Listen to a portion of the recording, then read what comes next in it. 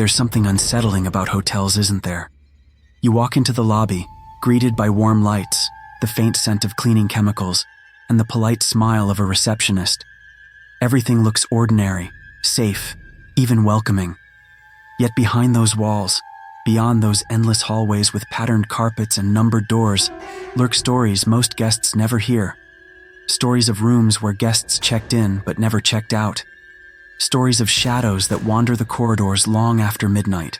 Stories whispered by staff who have seen too much but refuse to speak openly. Tonight, I'm going to take you deep into that world.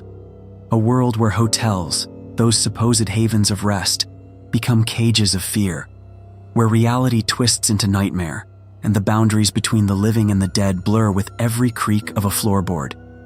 Our first story begins in Mexico City, inside one of the oldest and most famous hotels in the historic downtown. To most travelers, it's a charming relic of colonial architecture, with chandeliers hanging from the ceiling and hallways adorned with vintage paintings.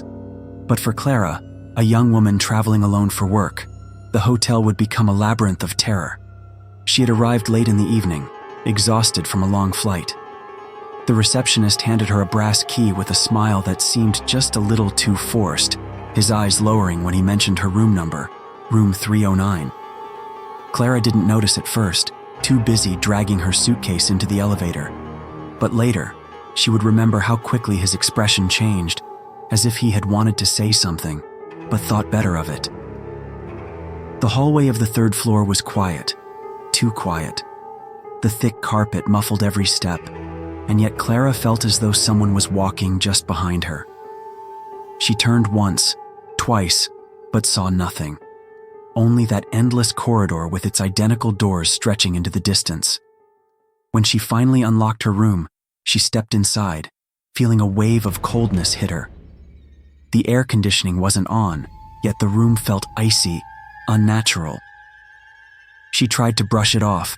She set down her bag, took a shower, and got into bed. But sleep didn't come easily. At around 2:45 a.m., Clara awoke suddenly. The room was pitch black, except for the faint orange glow of a street lamp seeping through the curtains. And then she heard it. 3 knocks, slow, hollow.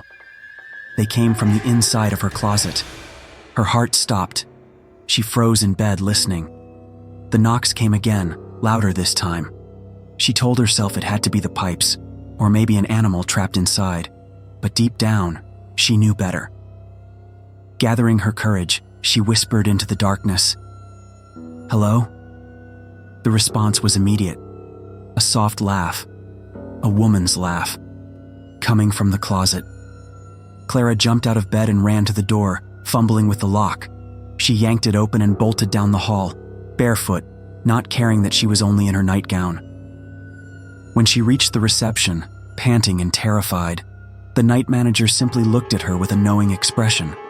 Without asking questions, he handed her another key and said, "You should not have been given that room." The next day, Clara pressed him for answers. At first he resisted, but eventually he admitted the truth. Years ago, a woman had been murdered in room 309. Strangled by her jealous lover, her body was hidden in the closet until the smell gave her away. Guests had reported hearing knocks, whispers, and laughter from that closet ever since. Many refused to stay in the room, but management kept it open, hoping to keep the story quiet. Clara left the hotel the following morning, swearing never to return. Yet even today, travelers online whisper about room 309. Some say they, too, heard the knocks. Others claim they saw a woman standing in the corner, her face hidden by her long black hair. Our second story takes us far from the crowded streets of Mexico City, into a remote mountain town in the United States. This hotel wasn't grand or historic. It was a roadside inn, the kind of place truckers and families stopped for a single night of rest. But for Daniel, a traveling salesman, it became the setting of the most horrifying night of his life. Daniel checked into the inn late one snowy evening. The parking lot was nearly empty, the neon vacancy sign buzzing weakly in the cold. The clerk at the front desk looked half asleep, barely glancing at Daniel before handing him his key. Room 6. The room was small and dated, with faded wallpaper and a bedspread that smelled faintly of mildew. Daniel didn't care. He was exhausted, and all he wanted was sleep. He turned off the lights, leaving only the glow of the TV. That's when he noticed something odd. The mirror across from the bed was angled in such a way that it reflected the entire room. Daniel stared at it for a moment, uneasy, before pulling the covers up and closing his eyes. But just as he was drifting off, he heard a faint tapping, like fingernails against glass. He opened his eyes. In the mirror, he saw movement. A figure, pale and thin, standing in the corner of the room. But when he sat up and looked directly, there was nothing there. His breath quickened. Slowly, he lay back down, eyes fixed on the reflection. And there it was again. The figure, closer this time. Its face was indistinct, blurred like a smudge on the glass. It moved with a jerky, unnatural motion, its limbs too long, too stiff. Daniel wanted to run, but his body wouldn't obey. The figure reached the foot of the bed in the reflection, even though the space in the real room was empty. Then, the lights flickered. For a brief second, the figure was no longer just in the mirror. It was standing at the foot of his bed. Daniel screamed and lunged for the light switch. When the bulb flickered back on, the room was empty again. Shaking, he grabbed his bag and fled the inn immediately, driving through the snowstorm without looking back. Later, he learned that the inn had a reputation among locals. Years earlier, a guest had been found dead in room 6, his body propped against the mirror. People said his reflection never truly left. Hotels are supposed to be places of rest.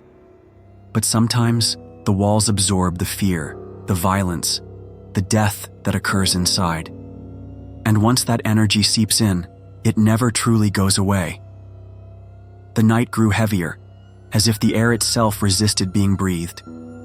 Each shadow clung to the walls, twisting in unnatural ways, while the house seemed to pulse with a heartbeat that did not belong to it.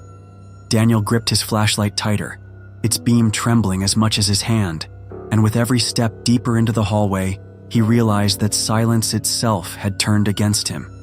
It was not the silence of an empty home, it was a silence that listened. Behind him, the door creaked shut without being touched. He froze. The sound echoed unnaturally long, like a voice carried down a tunnel that never ended.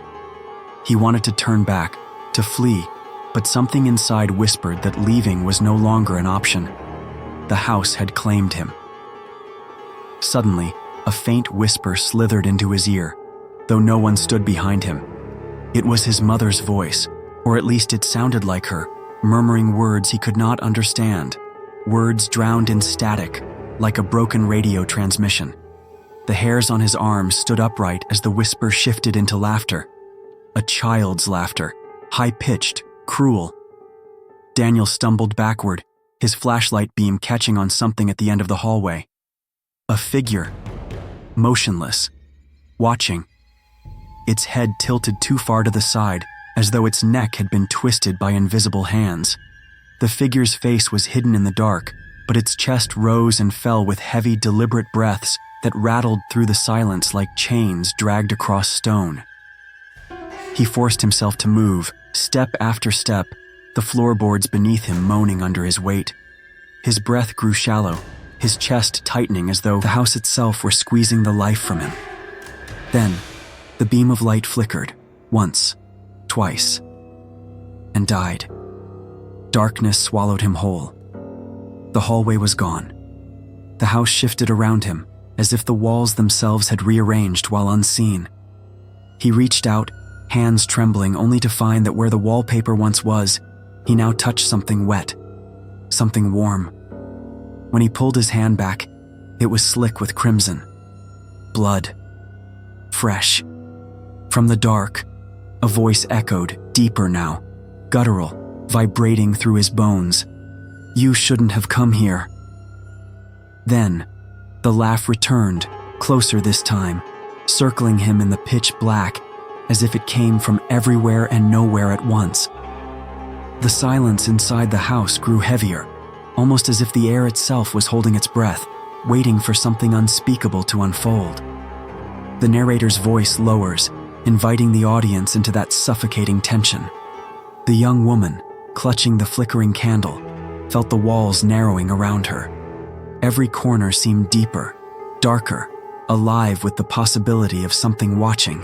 And as she moved down the long hallway, she began to notice portraits hanging crookedly, their painted eyes glistening unnaturally, reflecting the dim candlelight as though they were truly observing her. The sound of dripping water echoed, though she knew there was no sink, no faucet, nothing that could explain it. The viewers are drawn in closer, their imagination filling the void with the terrifying possibility that something unseen was following her steps. The floor creaked with every move she made, but there came a point when she stopped, and the creaking did not. Another step. Heavy. Slow. Behind her. Her breathing became ragged. She didn't dare turn. Instead, she closed her eyes, whispering to herself that it wasn't real, that fear was playing tricks on her. But the candle flame bent sharply to the side, as though exhaled upon by something standing directly behind her. Suddenly, the air turned ice cold. The portraits rattled against the walls, their frames shivering violently. She dropped the candle, plunging herself into darkness. The sound of glass shattering filled the air as one of the portraits crashed to the ground. When she scrambled for the candle, a pale hand emerged from the shadows, not hers, not human, offering it back to her. The fingers were long, thin, covered in something dark and wet. The audience is left paralyzed, forced to imagine whether she took it, whether she dared to acknowledge what was offering it. The terror wasn't in the scream, it was in the silence, in the unseen presence that wanted her to accept its gift. But this was only the beginning. The house, alive and breathing, had decided she was not a guest. She was prey. And as she lit the candle once more, the faint reflection on the wall revealed not one shadow, but many. Figures standing behind her, motionless, waiting. The storm outside didn't let up. In fact, the thunder grew louder, like some monstrous voice trying to speak through the cracks of the night. The house seemed alive now, every wall groaning, every window shivering in its frame. Sarah stood frozen in the hallway, her breath shallow, staring at the shadowy figure at the top of the staircase. It didn't move. It didn't even breathe. It just stood there, featureless, its silhouette darker than the surrounding dark. For a long, unbearable moment, Sarah felt her body scream at her to run, but her feet were glued to the wooden floor. The silence between thunderclaps was worse than the noise. The stillness carried a weight, as if the entire house were holding its breath with her. Finally, she found her voice. "Who's there?" she whispered, though the sound barely carried past her lips. The figure twitched, not stepped, not shifted, but twitched, like a puppet yanked by invisible strings. Its head tilted slightly to the left, unnatural, sharp, and then it was gone. Not faded, not walked away. Gone, as if it had never been there. Sarah stumbled back, her heart hammering so violently she thought it might tear out of her chest. Her hands shook as she fumbled for the light switch on the wall. She flicked it up, desperate for illumination, but the bulb sputtered and died instantly, showering the hallway in deeper black. A sound followed, not from upstairs, from behind her, slow, deliberate breathing. She turned sharply, expecting, praying, to see her brother, or maybe the wind rattling through a window. But the hallway was empty except for the sound that didn't stop. Breathing, wet, raspy, dragging breath that filled the air around her. Her instinct screamed again, "Run!" She bolted toward the living room, feet pounding the floorboards, pulse deafening in her ears. She didn't dare look behind her, afraid of what she might see, or worse, what she might not see at all. In the living room, she slammed the door shut and pressed her back against it, chest rising and falling in ragged bursts. The faint glow of the storm outside flickered through the curtains, throwing jagged patterns of light across the furniture. For a brief second, she felt safe. But then she noticed something that nearly made her scream. The photographs on the mantel. All of them. Pictures of her family, smiling, celebrating birthdays, holidays, had changed. Their eyes, every single one of them, were scratched out. Deep gouges cut across the glass and paper, as though some unseen hand had clawed through their faces. Sarah's knees buckled. She clutched the edge of the couch to keep from collapsing. And then she saw it again, in the reflection of the black TV screen across the room, the shadow, standing right behind her. The silence in the house had transformed into something alive, breathing, pulsing, waiting. Ethan could no longer distinguish between his own heartbeat and the echoing thuds that traveled through the floorboards. The walls seemed to inhale and exhale with him, the shadows quivering in rhythm, as though the house itself had chosen to join him in a grotesque symphony of fear. He was no longer a visitor. He was a prisoner. The phone he had left on the table was gone, vanished.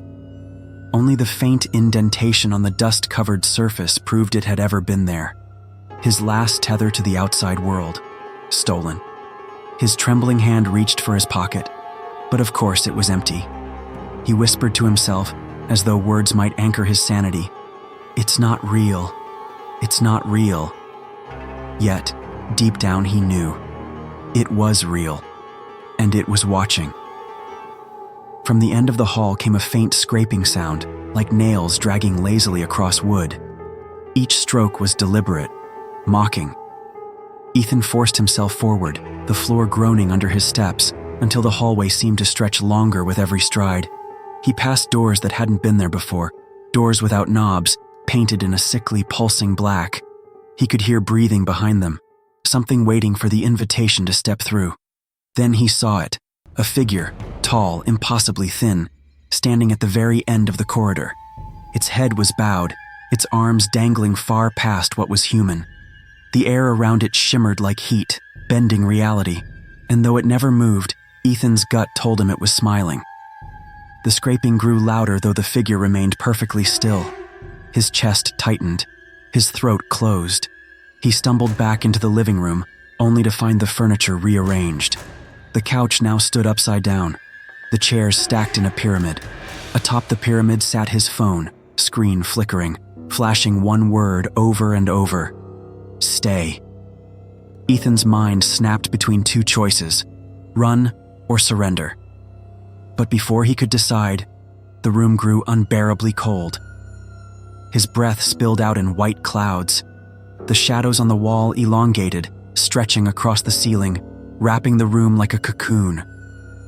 From the cocoon came whispers, not of one voice but of hundreds. Some wept, some laughed, some begged him by name, and then silence. The phone stopped flashing, the shadows froze. Slowly, with agonizing precision, Ethan turned toward the mirror that hung above the fireplace. The reflection was wrong. His reflection was smiling, wide, too wide. Its eyes hollowed into pits of darkness. He stumbled backward, his own mouth trembling, whispering, "That's not me." But the reflection moved closer to the glass, pressing its palms against the surface, leaving behind streaks of blood. It mouthed words Ethan could not hear, though he understood perfectly. "You're mine." The mirror cracked, the lights extinguished, and Ethan screamed, not because of what he saw, but because he felt the reflection's hands curl around his shoulders from behind. When the neighbors finally reported the strange silence of the house days later, the authorities found nothing inside. No signs of struggle, no Ethan. Only a mirror shattered into 1,000 jagged pieces, and in every shard, a different version of his face, each one smiling.